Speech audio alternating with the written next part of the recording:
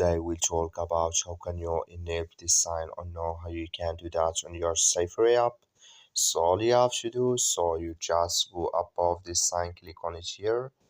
So then it's going to show for you a list like this. Then all you have to do, just click here on settings here. So then it's going to take you to this list here. Then all you have to do, just click here on usage limit in tracking. So then come to next step here, then you click here on usage time tracking here.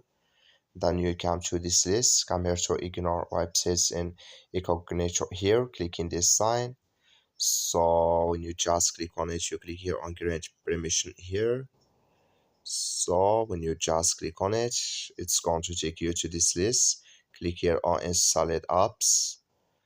Then it's going to take you to this list here. Click here on Stayfree usage limit into website and analytics here.